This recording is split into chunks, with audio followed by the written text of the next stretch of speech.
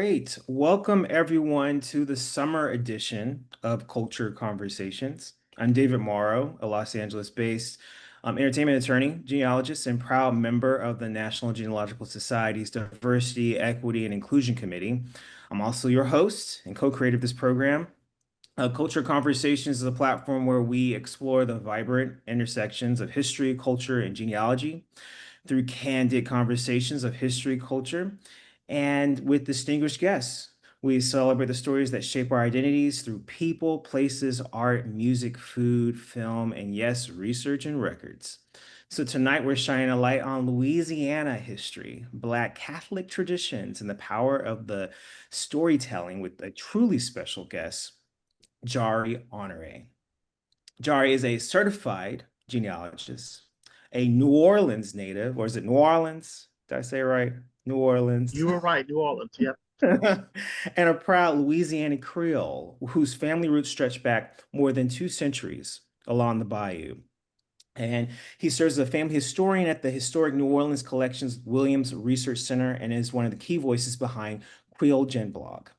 He recently made national headlines by uncovering Pope Francis's Creole ancestry, tracing the pontiff's roots back to Louisiana, a discovery that resonated across both the genealogical and cultural communities worldwide. With over 2 decades of experience, he has contributed to major projects including Finding Your Roots, We'll Meet Again, and the Georgetown Memory Project. He's spoken at leading genealogical and historical conferences across North America and brings deep expertise in the histories of fraternal orders, benevolent societies, and Black Catholic communities. So before we dive in, a quick note for our audience: we will have an open Q&A during the conversation, which means you can submit your questions in the chat, and I will try to include as many of them in our closing segment. As always, we encourage respectful, thoughtful engagement and with the themes and insights shared by our guests. So please join me in welcoming Jari Honore to Culture Conversations. How you doing? I'm doing well. Thank you so much for having me. No, we are excited to have you. So, I got to start with the first question. Your discovery of Pope Leo's Louisiana Creole ancestry has made national headlines, all over the world, really. So, can you walk us through how this finding came to light and what first led you to suspect that his maternal grandparents had Creole roots? Oh, well, I guess I'll start with the fact that I didn't suspect that they Oh, would have Louisiana Creole roots. So many people, particularly here locally in South Louisiana, where Prevost occurs most frequently, given the population. I think it's one in about 8,000 or 9,000 people have that surname, which is, I think, the second highest after Vermont. Many of them heard the new Holy Father's surname and immediately assumed that he was of Louisiana lineage. I didn't. I knew that mm, Prevost or Prévost is a very common French surname. And honestly, being from the Chicagoland area in that Great Lakes region, I thought that he would probably have French Canadian ancestry. Some people who migrated maybe in the late 19th century or early 20th century over into Chicago. And on his father's family, um, I sort of quickly came to realize that his family was indeed French immigrant stock, as well as Italian immigrants. And now we know, thanks to some of the folks at Ancestry and some independent genealogists, that is specifically Sicilian on his father's side. And the real patrilineal surname should be Rigatano. They mm, only became Prevost relatively recently, 1917 or so. We see that shift from Giovanni Rigatano to John R. Prevost, the Pope's paternal grandfather. So that sort of sums up that line. And on a whim, really, I shifted to his mother's family, which is Martinez or Martinez, as we tend to say in South Louisiana. And the little blurb I remember reading on on Wikipedia and other sites in his bio said that she was of Spanish extraction, and that's what I expected to find. Very quickly, mm, however, I realized that her parents were from New Orleans, and that many, many generations of her family before that were from New Orleans and from South Louisiana. And in censuses, 1900, 1870, 1860, and so on and so forth, they are all listed here in New Orleans and enumerated as people of color, which was, again, quite a surprise for me. What was your reaction when you saw that? I was very surprised, but then again, not surprised because that history of outward migration, particularly to the north, to places like Chicago, as well as to California, Los Angeles in particular, those are still two big major rail lines. The Sunset Limited, which takes you out to California, and the City of New Orleans, that takes you up to Chicago, were big migration paths for people from South Louisiana. And this history of uh, either staying in this area or leaving this area and assuming a different racial identity is also very, very common. The term we use for it is to passer blanc, to pass for white. Mm. Just curious, locally, did how did the Archdiocese of New Orleans respond to your discovery? Oh, the archdiocese and the people of the archdiocese, as well as Archbishop Amon, they were just thrilled to have this local connection, very deep, very strong local connection. And then the Black Catholic community here, which we have one of the largest in the country, in the Archdiocese of New Orleans, everybody was just beaming with pride. And Mm. again, because his surnames, or many of his surnames, are so common here, people were running up and down saying, "Oh, the Pope's my cousin." Now, whether that's true or not, that's the sort of those are the sort of weeds that we genealogists get into.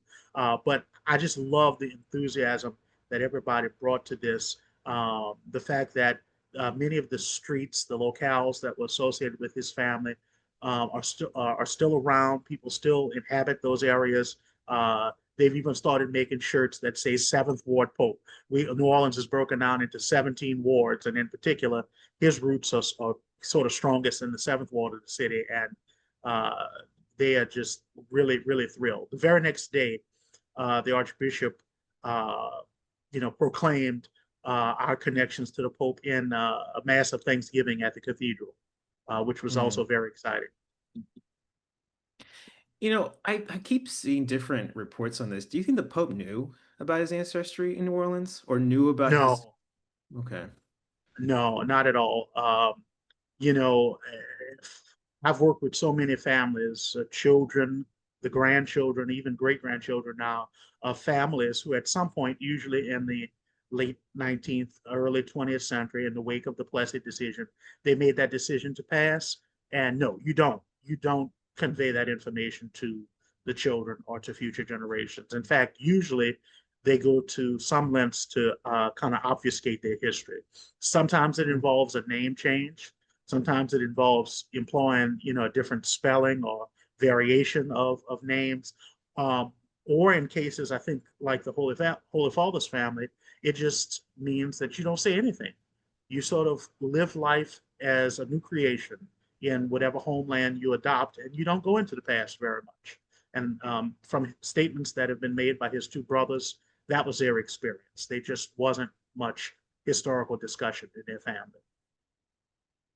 Well, I can speak for myself. I was deeply glued to the TV when this all happened and when this discovery was made, and I had to read every article, including things about you. So, just very fascinating. I'm not Catholic, but it still was very fascinating, especially for it to be the first American Pope. And now he has these mixed race ancestries, makes it even more interesting. But I think that's uniquely American, though. I mean, that's part of the history here. We're all kind of mixed up in a way. Um, Absolutely. and to that point, your roots, you have deep ancestral ties to Louisiana Bayou and to this area called the German, I don't know if I pronounce this right, Acadian Coast, which I've never heard before. Explain what that Yes, yes. means. Well, you said the bayou, but we have so many bayous in Louisiana. And lest I be claimed by people from Bayou Teche or Bayou Lacombe or one of the others, my roots, my maternal roots, are all deeply uh, situated along Bayou Lafourche, which basically runs Louisiana Highway 1 and Louisiana Highway 308 run on either side of that waterway. In particular, a little place called Clotsville, Louisiana, Klotzville is sort of the center of our, it is where the family lines all sort of converge. And we have our church there, St. Augustine's Church, which was uh, built on land that was donated by one of my great grandfathers and his brother, and we still support family church. And then the German Acadian coast is that area upriver from New Orleans, St. Charles, St. John, and St. James parishes that were first inhabited, of course, by the indigenous native people, but then settled by German-speaking people in the 1720s, and then by the Acadians starting in the 1760s. And of course, by enslaved people, primarily of West African origins, who are brought to that area as enslaved people. Some, obtain their freedom. And in that whole melange, that's where many of my family lines come from. When you say Acadians, like I'm not familiar with the area. What does that mean? Oh, les Acadiens. These are the people who come from Acadie, which are the French Maritime. So that's Nova Uh, Scotia. That's the uh, area around Newfoundland and all of that area on the eastern side of Canada, which had been a French possession settled by these people who came over from France for generations. And then as a result of of the takeover by the British and their hesitancy, their unwillingness to pledge their allegiance to England and to repudiate their Catholic faith, they were forcibly expelled from Acadie, which is now generally called Nova Scotia, New Scotland, to France, to other British colonies in North America, places like Maryland or even the Carolinas. Some go to Saint Domingue, the colonial name for Haiti. They go a myriad of places, and a huge contingent of them end up here in South Louisiana, encouraged to settle here during the period when we were a Spanish possession. And over time, Acadian becomes Cajun, as we say in English. oh wow. So this is why I love genealogy. It's like a history lesson every day. So thank It you for is. that Good explanation. right. It should involve a whole lot of Yeah. history lessons. And the Bayou Lafourche. So I had that in my notes, but I don't want to mispronounce it. So I just said Bayou, but the Bayou Lafourche. So what inspired you to even embark on this journey to be a genealogist? I mean, you clearly had deep roots. That partly is part of it, I imagine. But what else? Well, let me start by saying Louisiana is the state within the United States that has the highest percentage of native born citizens. I always say that we're sort of like the polar opposite of a California or New York, where everybody sort of has a coming here story. Well, mom was from here, dad was from here, we settled here. No, in Louisiana, about a little bit more than 80% of our people were born here, and many of them Uh, have multiple generations born here in Louisiana, particularly in South Louisiana. And so I fall into that number. I was reared within maybe 10 blocks of where my uh, parents, grandparents, were reared. Same church that my grandparents were married in, and my grandmother was baptized in, and so on and so forth. And so I think just coming of age, just sort of being reared in a community like that was a history lesson in and of itself. I only have one sibling who is 20 years older than I am, so we weren't reared at the same time. And so my rides to and from school, to and from the grocery, to and from various errands always involve, well, that building used to be, or that church used to be called this, or I had a great aunt who stayed in this house. And I was the sort of child who picked up on all of this. And there mm, were always gaps in the story. One of the pivotal moments for me was I asked my maternal grandmother, I said, well, Grandma, who were your grandmothers? harmless enough question, innocent enough question. And she said, "Well, darling, I didn't know any of my grandparents. They were all dead by the time I came along." And I think, if anything, that sort of question propelled me to find answers to those unanswered questions. Mm. So when you started on that journey, what was the first big thing that you were like, oh wow, that's interesting. I find something that no one knew in my family. Um, well, there's so many discoveries; it's hard to pinpoint one. Uh, I think one of the interesting things was uh, finding the sort of first set of carriers of my last name, uh, a set of my third great grandparents, Valsin Honoré and his wife Gertrude Marchand Honoré. In 1870 census, they were listed under a totally different surname. They were listed under the surname of Leblanc. And that was my first experience with that, with a family that went through a sort of name change or a set of name changes, and working through that uh, discovery, the significance of that name. It happened to be the name of a former enslaver. In the case of the male of Valsin, that was probably sort of the first big revelatory moment. Wow. And reading about a lot of the research you've done down there, it's illuminated a lot of me about this Creole identity. And I will admit, I was ignorant about Creole identity. Being from the Mid-Atlantic area, North Carolina, my introduction to Creole is probably Beyonce, and that's about it. And Surprised then you didn't say gumbo or something like that. Yeah. oh yeah, or if the food of New Orleans, but I didn't associate with Creole. I just thought it was just a style of food. I didn't realize it was a cultural, ethnic identity, really. And so, could you just kind of elaborate on what that means in your research and clarifying that identity context? Absolutely. Well, yes, Creole is definitely much more than a cuisine. It's more than a, a musical genre or even a language group. It's definitely a culture, and the people who belong to that culture, which is not, and I have to emphasize this, is not linked to uh, any forms of color identity, or it's not even necessarily linked to the concept of being mixed race. So many people, I'm willing to bet Mm. that more people than not have that notion. Creole refers to the population, the people who are rooted in the New World, in the former Latin colonies, places like Louisiana, which has been under the French, under the Spanish, places like Saint Domingue, Martinique, and elsewhere, who share uh, a way of life, religious tradition, typically Catholic, as well as heritage languages, be they French or Spanish or Louisiana Creole, that evolved prior to our purchase by the Anglo-Saxon Americans who occupied the rest of the country, or a good bit of the rest of the country, in 1803.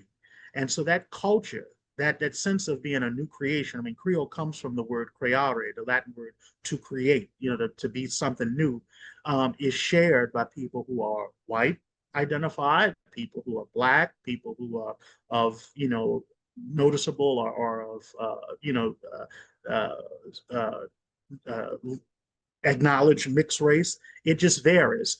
But uh, I always say Creole really becomes something to speak of once we're faced with the other. It's always about the other people who come in.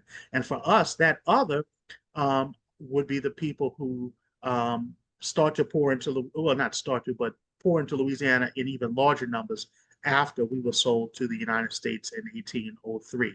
So our origin story is different. It's different than that most of us were taught in school, the 13 colonies, largely British colony, Anglo-Saxon and Protestant. No, for us, it is very uh, multi-pronged in its origins from the beginning.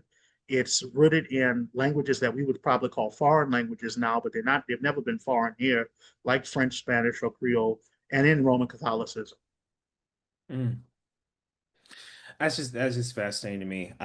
My wife and I we went to New Orleans. That was our trip before our wedding, and so it's always kind of like a place we want to go, primarily because of the people. There's such Mhm. a different type of experience, and us being from, she's from Georgia, I'm from North Carolina. I have experienced everything you're describing, and for those that have not been, I try to explain to them. I was like, it feels somewhat different than the rest of the country, but then to its origin, to your point, I mean, there's the reason behind that. We always say that New Orleans and by extension, South Louisiana is probably the northernmost point in the Caribbean world. So even though we're a part of the American South, and we've definitely been influenced by, and we have influenced Southern American culture, we definitely share strong, if not stronger, ties to the former French Spanish colonial world. And your work in this space in genealogy, it's taking you a lot of different places, two of which are finding your roots and we'll meet again. And I'm just curious, like, how did that all come about for you? And like, was that something you ever thought you would be doing, which is supporting a television show that has a large captive audience? And did you like it? Because I've heard mixed things about people that have done those shows. Yeah, I definitely was surprised when I was first contacted by uh, the team at Who Do You Think You Are? I'm sorry, not who, at Finding Your Roots, as well as We'll Meet Again, which started as a British program, but there was an American version for a time. Um, very pleasantly surprised to be contacted by them, and it really gave me insight into the fact that while Dr. Henry Louis Gates is the on-air host for, say, Finding Your Roots, he's very much that, the on-air host. There is a team, an in-house team of researchers who support that program, who do a lot of the initial findings, and then they contract out with researchers in the field in in the locales where their guests have ancestors, and they actually make the discoveries. And I think Mm. that's very important. So many times, on social media, even following talks that I give, I'll hear people say, "Oh, I sure wish I could get Henry Louis Gates to do my family." And I always respond, I say, "You don't necessarily need Dr. Gates. In fact, Dr. Gates, uh, is a gifted historian and literary scholar, but is not a genealogist. And he relies upon a team of people that you can actually contract with if you'd like. And there's some wonderful organizations that support that work, like BCG, the Board for Certification of Genealogists, APG, Association of Professional Genealogists, and of course NGS, which is all about learning and celebration. Which episodes did you support for Find Your Roots, or which celebrities? So one of them has appeared, and that was the episode which included Donna Brazil, the Oh, political consultant, as well mhm. as former DNC member who is from Kenner, which is a suburb of New Orleans. She's our homegirl. And the other two, I know one will be coming out this fall. So if you have an Okay. interest in Louisiana history, Louisiana genealogy. One of the guests this fall will definitely be uh, one of our cousins. But of course, they make you sign this paperwork. You can't give it away just yet. Oh, I'm very familiar. I write that paperwork, so That's right. but You're no. an entertainment lawyer. Yeah. Yeah, no, that's fascinating. Well, no, I know I think most people watch those shows. I do religiously. It's always interesting to see. I kind of get a little, I'm like, oh, they did this to find this, so that's interesting. Um, I wish that I'll just say, and I know practically, I'm sure everybody in NGS and in all those groups I mentioned would agree.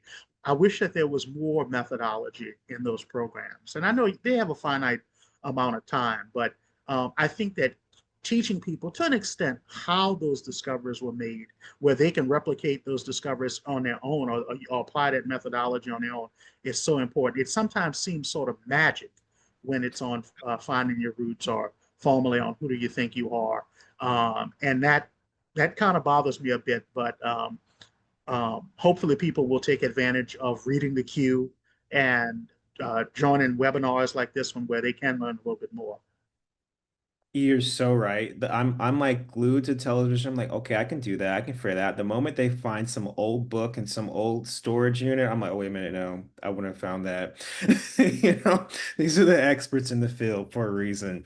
So, um, but to your research again, this is something that I thought was unique in your bio is that you have an interest in fraternal orders and benevolent societies. You know, how does that connect with genealogy and how does that work with your work in general?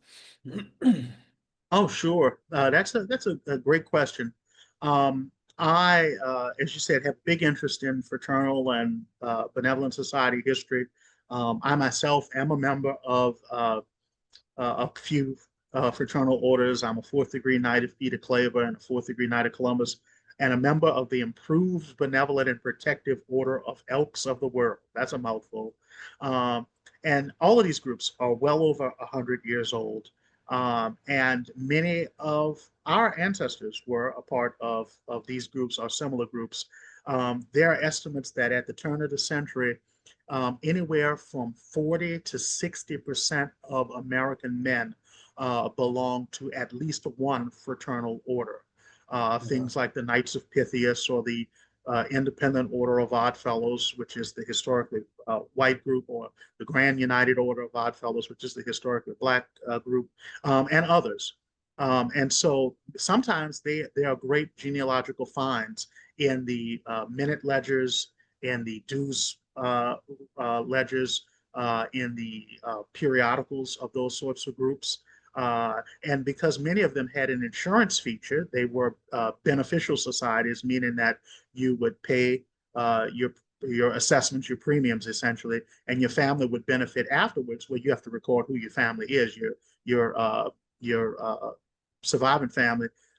They can be great genealogical sources as well.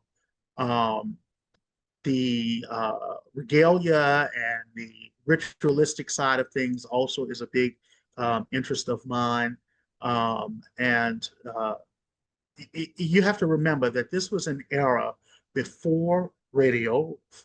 Most of this period was before radio, before television, and so the theater, the drama of carrying out this ritualistic work was very appealing to a lot of our ancestors. So are these like secret societies or they have a website? It's somebody, uh, um, a great Masonic historian, whose name is escaping me right now. He says, if we were really destined to take over the world, we probably wouldn't have to argue for 20 minutes about what we're going to serve after the next meeting. And he makes that little joke to say that yes, they are secret societies. Their membership meetings are not open to the public. They employ passwords or the use of what we call a traveling card, or other methods of identifying those who should be present and those who shouldn't be. But they're all centered around charity, philanthropy, um, basically improving the world in which the members find themselves. Some of them have an ethnic focus, like the Sons of Italy, or the Ancient Order of Hibernians, which is an Irish Catholic organization. And others are centered around, ritualistic themes. It could be patriotism, it could be things taken from the Bible. For probably the best known of these groups would be the Freemasons. Theirs is the idea that these men are at work. They are actively building a better world, building within themselves better men, and also sort of symbolically building Solomon's temple. So there's a whole lot of layers to these organizations. Do you think that it's unique to Louisiana because of its history, or do you think that the prevalence of these societies is kind of across the country, or do you think there's more of them where you are? Definitely not more in Louisiana. They exist all around this country and all around the world. Uh, Odd Fellowship, Freemasonry both have their roots in the British Isles, in Mm. England and Scotland. Um, There are some groups that are distinctly American. I'm thinking of the Elks, either the BPOE or the group I belong to, the IBPOEW. Um, there are groups that have a religious bent, like the Knights of Peter Claver or Knights of Columbus. It just varies as to what their sort of unifying feature is. In Louisiana, we definitely have some unique um, uh, visual representations of these groups because many of our burials are above ground in tombs. And for those who don't have family tombs, a lot of them are buried in what we call society tombs, where members of these organizations, or sometimes organizations that are formed principally around that idea of providing a common tomb for the members, they'll build these big, elaborate, multi-person tombs where their members will be buried, and we have dozens of them that still survive, dating back to um, the antebellum period. Mm. And were they primarily based off of your racial identity, those in Louisiana, or were some of them biracial? Just curious. That is an excellent question, and it's one of the ironies that I think about daily is that even though these groups are all fraternal in nature, and I should say I've been citing examples and all that are primarily men's organizations, but there's an incredible number of women's organizations, the Rebeccas, the Household of Ruth, the Order of Eastern Star, and many, many more. But even though they're fraternal in nature, built on brotherhood and or sisterhood, usually that brotherhood did not extend beyond the color line. And so they're usually separate, Mm. predominantly white and predominantly African American traditions. So where there is what we call mainstream Freemasonry, there's Prince Hall Freemasonry. Where there's historically the Knights of Columbus for Catholic men, there's the Knights of Peter Claver, which was established for Black Catholic men. Same with the Odd Fellows, same with the Knights of Pythias, and so on. Same with the Woodmen of the World. Um, and so, fortunately, now you do see some crossover. You see people who belong to groups that they historically might not have joined, but for most of their existence, they were segregated. Do you think that segregation still persists to this day? Or do you think that segregation persisted to 2025, or has it things evolved?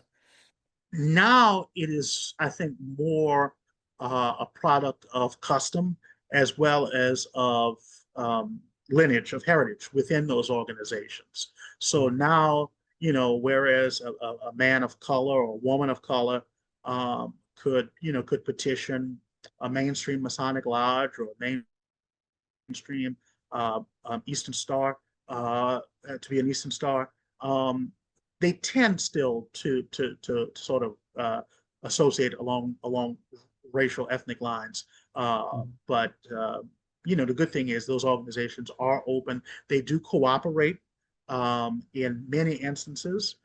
There is, in a lot of cases, mutual recognition between the historically Black, historically white groups. Not in all cases. There's still a few states that are outliers, Louisiana being one. A few of the other southern states still don't have mutual recognition, at least on the Masonic front. But we're Mm. hoping that will all change soon. And the other kind of prong of your research there that's specific, I think, to that part of the world, part of the country is just the Black Catholic experience. I imagine the Mm, Catholics keep great records.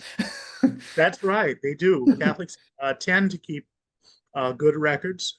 And actually, I'm going to be doing a whole free virtual program about that on Friday through the Historic New Orleans Collection. As I said, that'll be virtual, so it's on Zoom. People can tune in if they'd like. Yeah, of course, being from South Louisiana, my family is Catholic, has been Catholic for well over 200 years, and you find that there is a big Black Catholic population here in South Louisiana, but also in Maryland, just as there is a big yeah, white Catholic population there. And the largest, I believe, last time I checked the stats, the diocese with the largest population of Black Catholics is actually Brooklyn, New York. And that is due not only to African Americans, but the large Caribbean, West Indian population, as well as natives of the African continent who happen to be Roman Catholics as well, who've migrated into not only Brooklyn but a lot of the big cities, particularly on the East Coast. Um, uh, we have at present, just to give you an idea of the depth and the history of this community, there are presently 7 African Americans whose causes for canonization, causes for sainthood, are open right now, Mm. including one. I always have to give a plug for Henriette DeLille, who founded the second oldest order of Black religious women in this country, the Sisters of the Holy Family. Another one is Mother Mary Lange, who founded the Oblate Sisters of Providence in Baltimore. They're the oldest community of Black religious women because, for those who don't know, even religious life, that is, within the convent, taking the veil, was primarily on a segregated basis up until quite recently. Uh, Young ladies who wanted to enter the convent who were Black had to go to one of 3, at times a few more, traditionally Black orders. And the same for men. And in many cases, the priesthood was basically, they were barred from entering seminaries until the early to mid 20th century. I'm not familiar with the Catholic history on that. When they integrated, was there ever been an acknowledgement from the Catholic Church like this was wrong and we're doing X, Y, and Z? I don't know. Sure. Individual dioceses, individual religious communities um, are, launching initiatives. I think the Jesuits is the best known example, but the Religious of the Sacred Heart, who operate schools for girls, and others are taking big steps in that area. There's actually an entire initiative called CROSS, Catholic Catholics researching on slavery and enslavement, or something to that effect, which is made up of diocesan and religious community archivists. And they are trying to make those records that would greatly benefit descendants of enslaved people and free people of color more readily available. Um, um, the To me, the Black Catholic story is interesting because it's a testament to faith, in the face of all sorts of adversity. There were the separate parishes, specifically for Blacks, don't really become commonplace until the 1890s, turn of the 20th century. And so before that, and even after that, in many places, people had to be seated in church on a segregated basis, either whites in front, Blacks in the back, or if the population were large enough, they'd put whites on one side, Blacks had the opposite side of the church. And you had to approach communion after, the entire white congregation had gone. Mm. So when you're faced with things like that, but yet you still believe, you still contribute, you still support. Um, Again, it's a testament to their faith. Mm. In the little area of North Carolina my family's from, there are 2 churches that are literally across the street from each other. One's the white church, one was former Black members of the white church that built their own church. And to Mm-hmm, this, mm-hmm, they still worship separately, and it's the same mm-hmm. name. I always tell my parents I want to do a documentary about that. Like, it's just so Yeah, fascinating. But you're describing, yeah, if the dynamic with faith and race in this country, it's always going to be a mixed bag for me. I Um, think Dr. King said once that 10 o'clock, usually the main service on a Sunday morning was the most segregated hour in America. That's right. a very powerful observation coming from a well-trained, Baptist minister, that Sundays tended to be one of the most segregated days in this country because, by and large, we still worship separately. Absolutely. Yeah. And on the line of Black Catholic experience, tell us a little bit about your experience with the Georgetown Memory Project. Yes. So the lead researcher here in Louisiana on that project has been my good friend, Miss Judy Riffle, who has been just diligently working on Louisiana families, um, working with Louisiana archival collections for over 40 years.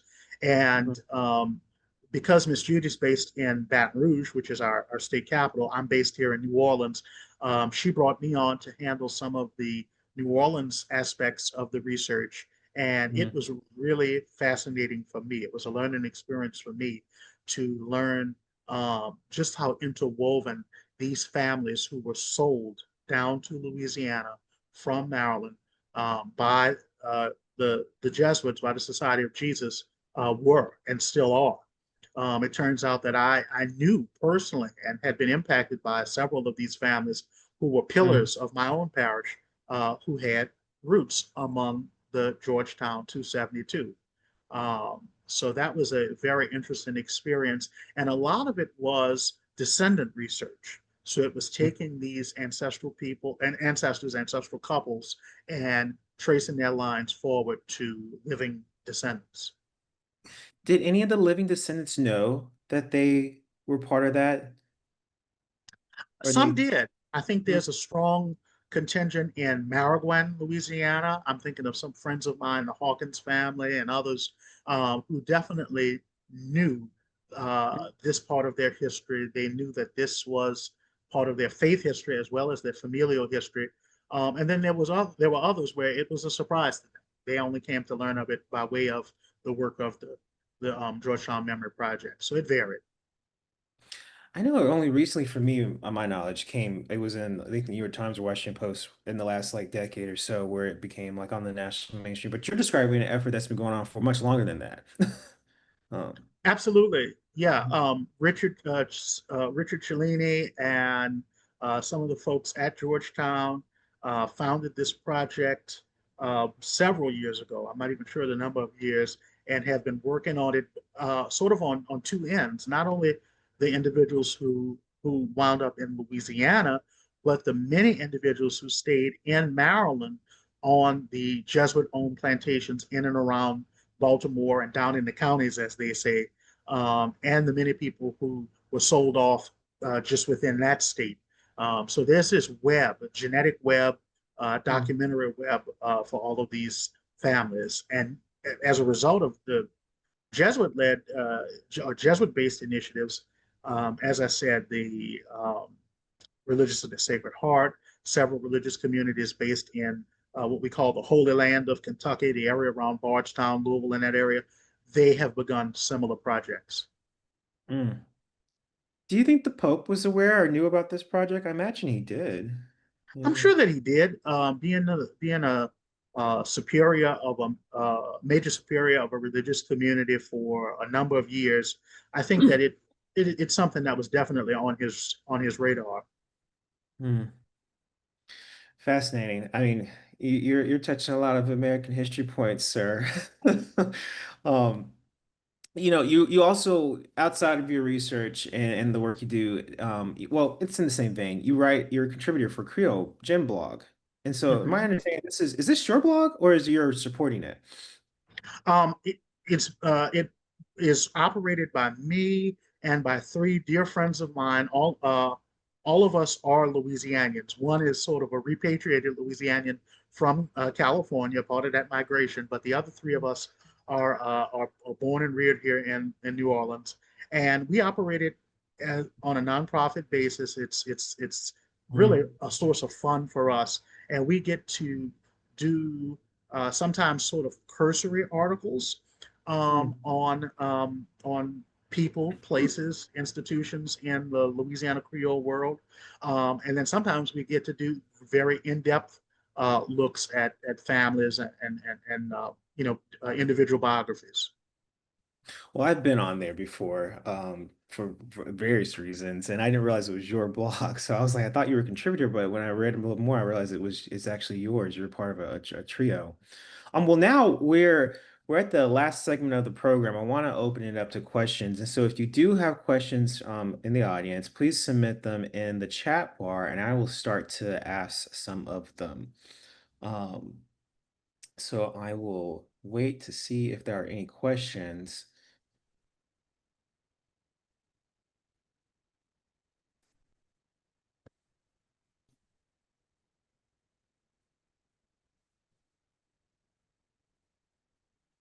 And I can't see based on my screen. Has anyone raised their hand? Oh, Andre Kearns. Andre, you can go ahead and ask your question. I'll get the party started. Jerry, thank you for joining us. This has been amazing. Um, Here's my question. It's really generally around what does it take for someone to be considered Creole? So, for example, I was born and raised in Washington, D.C., but I've also noticed that some people here don't consider you a true Washingtonian unless your family has been in the city for like 5 generations. So I'm just curious, is there some kind of like threshold or something like that for someone feeling comfortable identifying as Creole? Or is it really all about how they self-identify?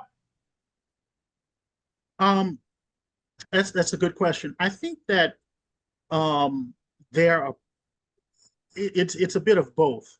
I think that there are people who are of Creole ancestry, but who don't necessarily take upon themselves or self-identify as Creoles, because they're born, reared outside of the Creole experience, because of geographic separation, maybe because they're not reared by their biological family lines, or because of some form of say for example racial passing, which tends to cut off those connections to ancestry and to family. So I think it varies.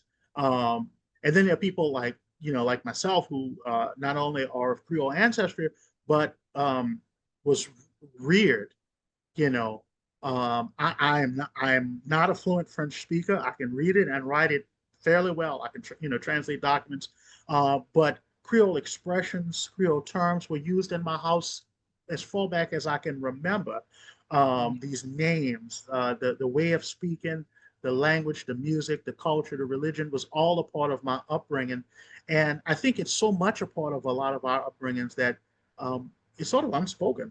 I think that's true to a lot of ethnic communities. That it's only again when you're facing people from outside that you have to sort of reflect and say, yeah, I guess we were a little bit different. Um, and again, I can't emphasize this enough. It's not linked to any form of any sort of physical set of physical descriptors or necessarily mixed race identity as well. I always use the example of somebody like say a John Hope, legendary president of Morehouse College, or Thank you uh, for the Morehouse reference. Appreciate it. yeah, just well, I was reading about John Hope earlier, so he came to mind. Or anybody of that ilk. People who don't know better would say, "Oh yeah, that's a Creole man." No, not at all. Not at all. He does not share our culture, does not share the genealogy with Louisiana Creoles, but people sort of mistakenly will make that reference.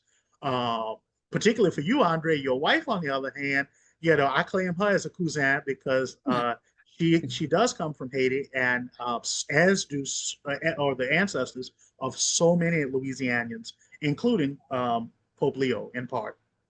Mm. Appreciate that. And look forward to continuing the conversation in DC in a few weeks. Yes, indeed. On the Pope question, a question came in from Carolyn Ladd. She said, "How sure were you when you pressed sent on that Facebook post about the research that you did?" Oh, I was fairly certain. Not only because there was a body, an entire set of documents that reference New Orleans, Louisiana, his ancestry, his ancestors' racial identification, but also some of the surnames were, so very distinctive to New Orleans and exist, if not exclusively, largely in the Creole of color community. And so, yeah, there was really no denying it. And like I said, some people said, "Were you a little bit hesitant to do this because you said that we still speak in those terms?" But they said you're basically outing, sort of a unknown historical part lineage about the Pope's family. I said no, only because it comes up almost daily in when you research in Louisiana families, but two, because I was just so proud, so Mm. very proud that we have someone who sits on the throne of Peter who shares ancestry just like that of so many people from Louisiana. I wonder if the Cardinals, if what how would they voted if they knew these details? Some of them. Oh, I think now, of course, I'm saying this sort of in jest. I think a lot he might have gotten even more votes, Mm. because this is the world now. Mhm. Being of diverse origins, or recognizing that we Mhm. have diverse origins, um, being multi-ethnic, multilingual, and everything. That is our world. So I think it would have been a plus, not a minus. And Mhm. in some interviews, as a result of all of this, I've said, I've used this expression, it couldn't have happened to a better person. And maybe that's not the most eloquent way to put it, but what I mean by that is Pope Leo himself is such a global citizen. To be a Mhm. Chicago, a baby boomer born in 55 on the south side Mhm. of Chicago, and spend 40 plus years on mission in South America, picking up a total of, I believe, 5 languages, learning other cultures, um, governing an international religious community, the Augustinians, and having to manage all of those different cultures of his brother Augustinians. Um, it couldn't happen to a better person, a person who was more accepting, and a person who views all of this with a good appreciation of history, but also a good understanding that we're all one. There is a interesting another Catholic related question in here. It says, "Please explain why the Catholic Church archives its sacramental records, baptismal, communion, confirmation, marriage, burial." Um, do you know why? I'm sorry, I didn't hear just the very last part of that. Oh, I said, please explain why the Catholic Church archives its sacramental records. So they're listing baptismal, first communion, confirmation, marriage, burial. Why do they archive those? Oh, they archived them because, particularly in the Roman Catholic Church, as well as in the Episcopal Church, Lutheranism, Presbyterian, those churches that are very much sacramental in nature and see these sacraments, particularly the sacraments of initiation, baptism, and confirmation, as being of great importance. Documenting the reception of those sacraments is sort of your entree into being a fully professed, fully active member of the church. And so they're recorded primarily for sacramental purposes. That on this date, this person was validly baptized, or this person was validly confirmed, or validly married, or received holy orders. And as a byproduct of that, they serve as incredible genealogical records because they record parents' names. They record a lot of times ethnicity, status as free or enslaved, legitimacy, um, age, or a precise date of birth. Um, and sometimes they even give grandparents, particularly during the colonial period. So, uh, yeah, I also should state that in many places they predate civil vital records, Mhm. particularly here in the deep South. In Louisiana, we try starting around 1914. We really make it. We mandated around 1918 with civil records of birth and death outside of urban areas like New Orleans or Baton Rouge or Shreveport. In Mississippi, I think it's 1912. Texas, it's 1903. And so before that, you really don't have a body of civil birth or death records. And so having these sacramental records is a real blessing. There's no other way to put it. It's a real blessing. Well, I think this is a good question to end on too, before I hand it over to Matt. So, multiple questions in here about what resources for those looking to do research in this area or in the many areas that you discussed today. What do you highlight as the best places to start or to utilize that you utilize on a regular basis?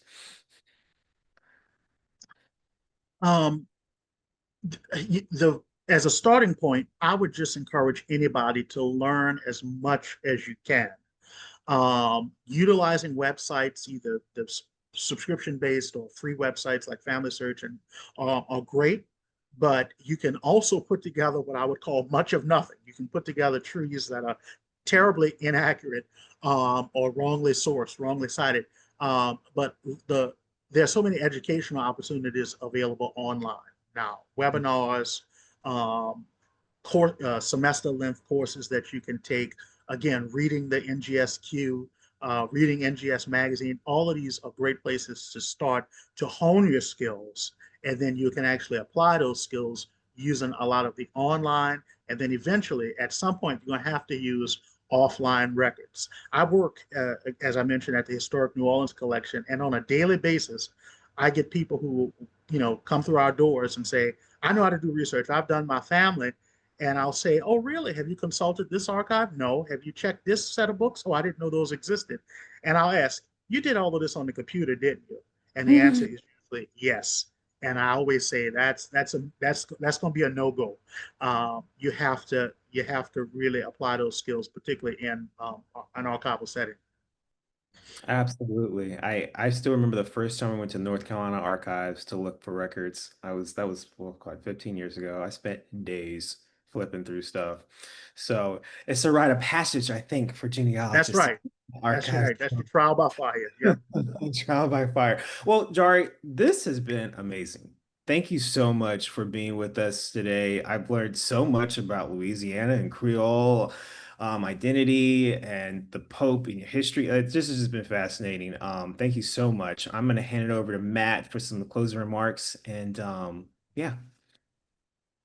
Well, thank you, David, and thank you, Jari, for being part of Culture Conversations tonight. We really do appreciate it. And thank you for not only the exceptional knowledge you have, but your willingness to share it with all of us. And we do appreciate it. And David, as always, thank you for hosting a wonderful Culture Conversation tonight.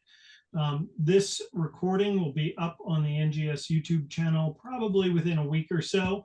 We are getting ready to head to Grip Genealogy Institute this weekend. So if we're delayed a little bit, that's why we're delayed. I did want to share some information with you all about upcoming events. So if you put this on your calendars, the NGS 2025 annual meeting will be the 20th of August at 8 p.m. Eastern Time. And the theme for this year's annual meeting will be Preparing for America 250. The 250th anniversary of the country starts next year, or is next year.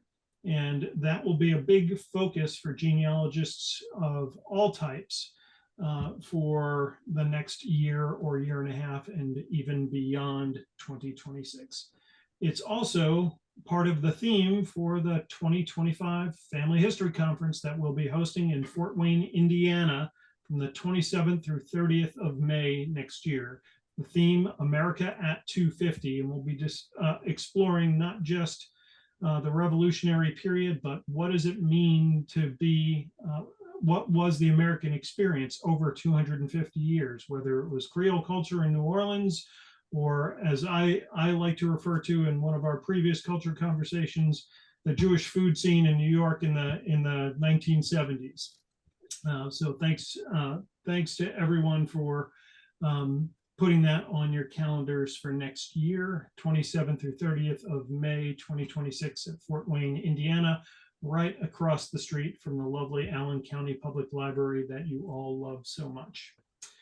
Just a reminder, October is Family History Month, and there are resources available on the NGS website, particularly for our member organizations around the country, to use and promote family history work throughout the month of October. And we encourage you as individual genealogists to do the same, to share your love of family history, share your love of genealogy throughout the month of October, and feel free to check out those resources on the NGS website. I'll also mention this past May, while we were in Louisville, Kentucky for the NGS annual conference this year, we hosted a symposium on the role of the family history community in helping support healthy aging. The videos from that symposium are now available on both the NGS YouTube channel and on the VividPix website. And you can check out our panels. Several of our panelists are here on the Zoom tonight, including David Brencher, the NGS president, who is listening in. We encourage you to check out that conversation and the role that our community can play in helping people age well by doing research, by reading, by writing, by using technology, and keeping their mental health and their mental activity high. I'll also mention for our member organizations, we still are working with VividPix on the Family Matters program. If you would like to get a community outreach toolkit for your use to do public programming, particularly headed into America 250 next year, please contact Kate Smith and look for more information on our website. And finally, our new book, Forensic Genealogy, an essential reference for this exciting field in a niche of our field of genealogy, is available for sale on the NGS website, and you can order it today. So with that, let me again thank David and Jari for an exceptional conversation tonight. Thank you all for being here, and we'll see you on the YouTube channel in about a week for the recording. Thank you all so much.